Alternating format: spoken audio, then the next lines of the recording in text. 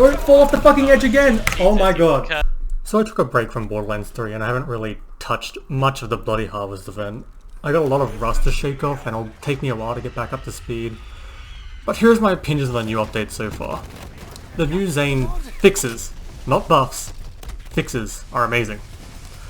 I'm still using the old slide speed build that I was using before, link in the description for that, and it allowed me to go straight into Mayhem 4 with no problems.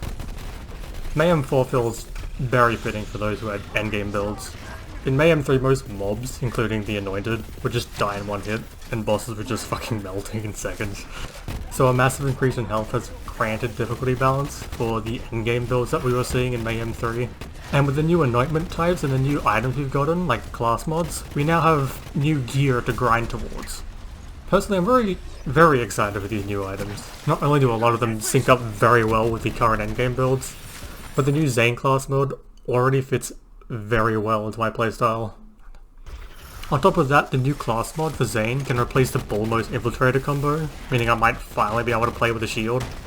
All these extra slide speed damage stuff and everything else just feels so perfect for Zane, but I fear that it might leave other Zane builds dead in the water. I don't know if there are other new mods that specifically help the cryo and the other builds that Zane has, but if that's not the case, those other builds just might be dead.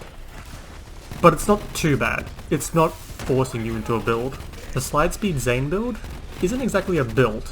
It's not something you invest in, just something that you do. It's a playstyle you choose to do. Violent Momentum is at the very top of the tree, and only costs 5 points. You could still very easily do a cryo build while still doing the slide speed. And you could still very well take advantage of all these new slide speed bonuses while doing your cryo build. But still, I would like to see endgame Zane builds that don't require you to fly around at back 10.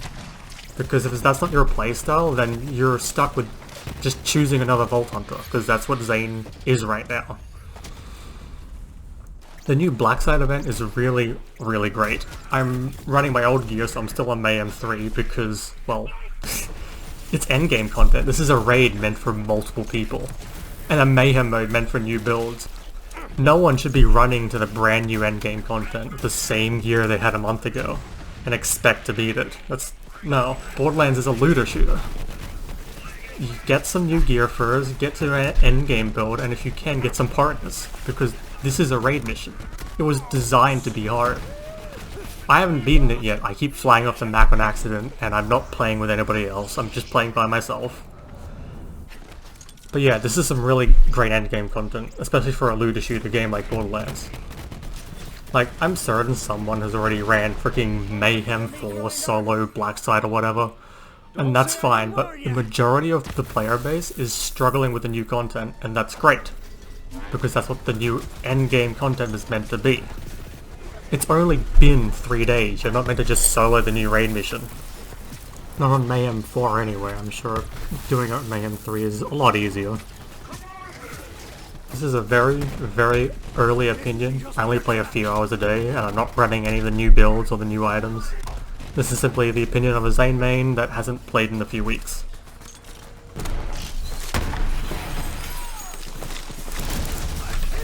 What? Fucking